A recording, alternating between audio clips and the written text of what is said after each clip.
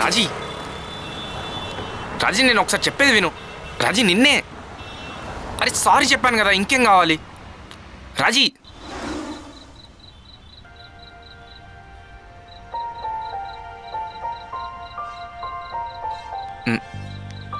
తగ్గిందా కోపం? కోపం తగ్గింది, కానీ ఆకలేస్తుంది. మీ అమ్మాయిలు దేన్ని ఆపుకోరా? ఆపుకునేదైతే ఆపుకుంటారు. ఏమో ఆకలేస్తుంది. సరే ఆర్డర్ ఇచ్చాను, వస్తాడు. అప్పటికి రాలేదనుకో నన్ను చంపి తినేసాయి, ఓ పని అయిపోద్ది. వద్దులే, ఇప్పుడు ఆకలి అవుతుందని నిన్ను తినేసినాను అనుకో, ఆకలైనా ప్రతిసారి నాకు ఫుడ్ ఎవరు తీసుకొస్తారు చెప్పు? వామ్మో, థ్యాంక్స్ అన్నా. ఏ ఫుడ్ వచ్చింది.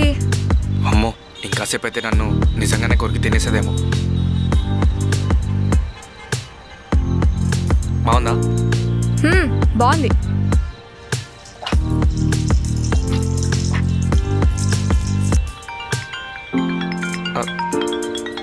అమ్మా. హలో అమ్మా. చెప్పకు. హలో, రాజీతో ఉన్నా. సరే అమ్మా, ఇదిగో. నా కర్మ. హలో అత్తయ్య. ఏమ్మా రాజీ, ఎలా ఉన్నావు? ఈ మధ్య అసలు ఫోనే చేయట్లేదు.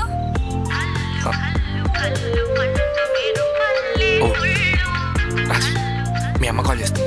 ఇక్కడ నేను మీ అమ్మతో మాట్లాడుతున్నా కదా, అక్కడ నువ్వు మా అమ్మతో మాట్లాడు, అప్పుడు నా బాధ అర్థమవుతుంది. ఓకే. అత్తయ్య. హలో అత్తయ్య, చెప్పండి. బాగున్నారా?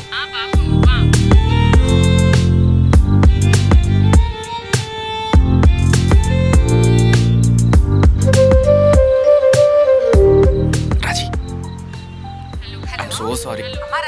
ఇప్పుడు నీ బాధ అర్థమైంది. అర్థమైందా? అమ్మయ్య, అయితే సూపర్.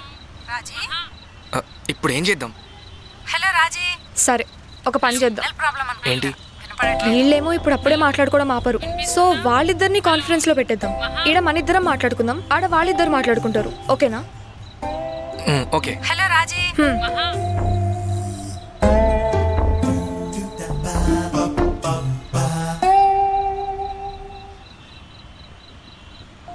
కానీ ఇప్పుడు అప్పుడే ఇట్లా అవుతుందని అనుకోలేదు. ఏంటి? ఇట్లా నీకింత దగ్గర అయిపోతా అని. కానీ నేను అనుకున్నా. ఎప్పుడు అనుకున్నావు? నిన్ను ఎప్పుడైతే నా చేతులతో ఇలా దగ్గర తీసుకున్నానో అప్పుడే. కానీ నీకోటి తెలుసా, నీకంటే ముందు దాదాపు నాకు ఒక 30 పెళ్లి చూపులైనాయి. అన్నీ తెలుసు. మన సంబంధం ఓకే అయ్యాక మీ మామయ్య కూర్చోబెట్టి నీ గురించి క్లియర్ కట్గా అన్నీ చెప్పాడు. ఏం చెప్పిండు? మొండి దానివని, పైకి తెలివైన దానిలా కనిపించే తింగడి దానివని, ఇలా చాలా చెప్పాడు. అట్లయితే మీ అమ్మ కూడా నాకు మస్తు చెప్పింది. ఏం చెప్పిందమ్మా? నీకు తొందర ఎక్కువ అని, ఏదైనా అనుకుంటే వెంటనే అయిపోవాలని, ముందు వెనక ఆలోచించకుండా ఏం చేయాలనిపిస్తే చేసేస్తావని. ఇంకేం చెప్పిందమ్మా? నీకు రాజీ అంటే మస్తు ఇష్టమని, దాన్ని బాగా చూసుకుందాం అనుకుంటున్నావని, లైఫ్ లాంగ్ ఇద్దరు హ్యాపీగా ఉండాలనుకుంటున్నావని, ఇట్లా మస్తు ముచ్చట్లు చెప్పింది. అలా అయితే మీ మామయ్య కూడా చాలా చెప్పాడు. వద్దు, ఇప్పుడు నేను చెప్పిందే నీ వర్జన్లో, నాది నాకే చెప్పకు. సరే, ఒక్కటి చెప్తా విను. చెప్పు. నిజంగా ఈ రోజుకి కాదు, ఎప్పటికీ నువ్వు ఇంకెప్పుడు ఆ దేవత గెటప్లో నిజమైన దేవతలా కనిపించావు తెలుసా?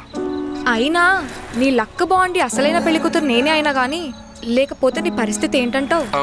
అయినా అప్పటికి నేను ప్రిపేర్డ్గా ఉన్నాను కదా, పెళ్లి కూతురు నువ్వు అయినా కాకపోయినా నిన్నే పెళ్లి చేసుకుంటానని. అసలు నిజంగా నువ్వు గట్టిగా అనుకుని ఉంటావు కదా, పెళ్లి చేసుకుంటే నన్నే చేసుకోవాలి అని.